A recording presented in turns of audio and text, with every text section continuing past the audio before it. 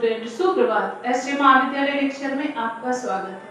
आइए आज हम लोग पढ़ते हैं बीए 5th सेमेस्टर की क्लास होंगी, जिसमें कि आपके कवि का नाम है मैथिली शरण गुप्त और आज हम लोग उनकी व्याख्या पढ़ते हैं मातृभूमि।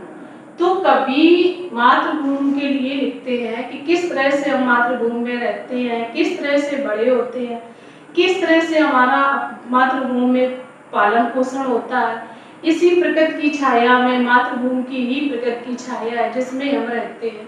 तो आइए आज हम लोग मातृभूमि के बारे में पढ़ेंगे। तो देखिए, सबसे पहले हम लोग इस पद्यांश की मीनिंग देख लेते हैं, यानी कि शब्दों के अर्थ को देखते हैं। तो जिसके माने जिसकी, रज माने मिट्टी, लोट लोट कर यानी कि खेल खेल कर, बड़े माने बड़े, हुए माने हुए हैं, घुटनों माने पैरों के बल पर सरक सरक कर खड़े हुए, यानी कि धीमे धीमे चल करके खड़े हुए हैं। परम माने परम, हंस माने हंस, परमात्मा, सम माने समान, बालकाल माने बचपन,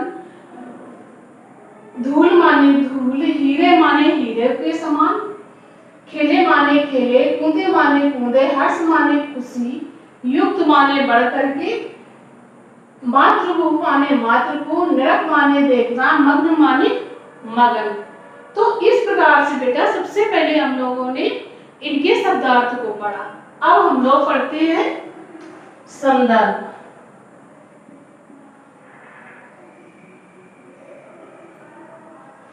प्रस्तुत पद्यांश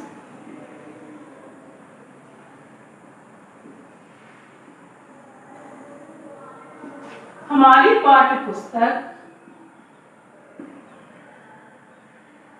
पुस्तक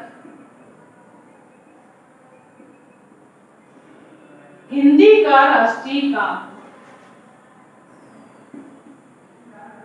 हिंदी का राष्ट्रीय काव्य,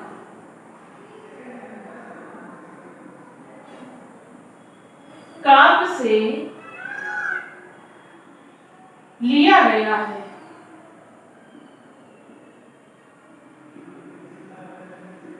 काव्य से लिया गया। तो अब हम लोग संदर्भ में देखते हैं। प्रस्तुत पद्यांश हमारी पाठ्य पुस्तक हिंदी का राष्ट्रीय काव्य से लिया गया है, जिसके लेखक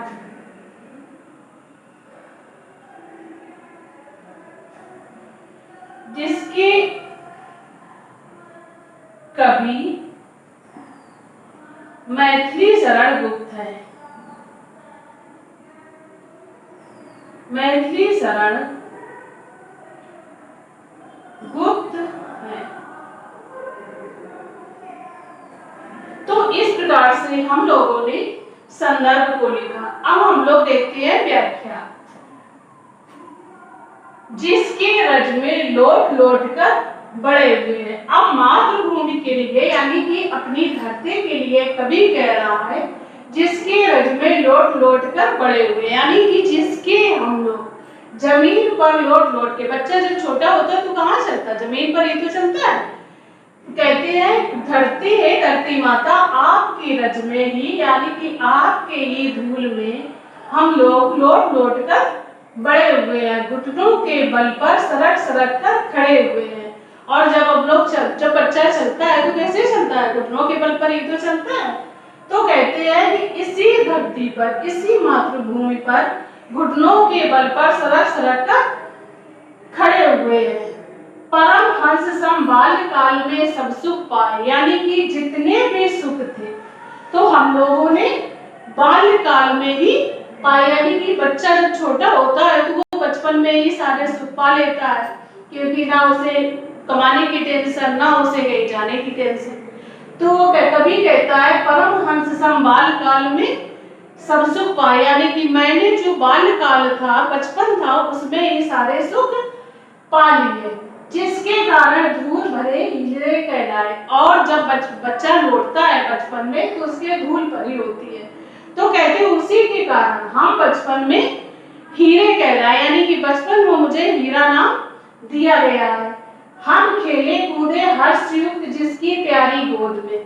और कवि कहता है कि मैं मातृभूमि यानी कि धरती की गोद में हम हंसी से खेले कूदे जिसकी प्यारी गोद में, यानी कि हंसी से ही हम धरती माँ की गोद में खेले कूदे। हे मातृभूमि तुझको निरख मग्न क्यों ना हो मौत में। हे मातृभूमि यानी कि हे धरती माता, आपको देख करके मेरा मन मोहित क्यों ना हो, क्योंकि आपकी ही छत्र छाया में हम खेले कूदे और बड़े हुए हैं। तो इस प्रकार से हमको आपको देख करके मेरा मन क्यों ना मोहित हो, क्यों ना मगन हो। तो बेटा हम लोगों ने व्याख्या पढ़ी, एक बार फिर हम लोग फिर से देख लेते हैं। संदर्भ प्रस्तुत पद्यांश हमारी पाठ्य पुस्तक हिंदी का राष्ट्रीय काव्य से लिया गया है, जिसके की कवि मैथिली शरण गुप्त है। अब देखते हैं व्याख्या। जिसके रज में लौट लौट कर बड़े हुए हैं। कवि कहता है हे मातृभूमि, आपकी रज यानी कि धूल में ही हम लौट लौट कर बड़े हुए हैं।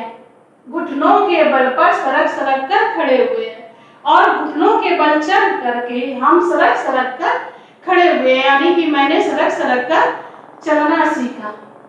परम हंस संभाल काल में सब सुख पाए। हे माता, मैंने आपकी छत्र छाया में बाल्यकाल में सारे सुखों का आनंद भोग लिया है, जिसके कारण धूल भरे हीरे कहलाए।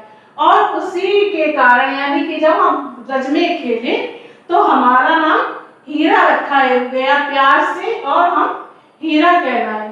हम खेले कूदे हर्ष युक्त जिसकी प्यारी गोद में।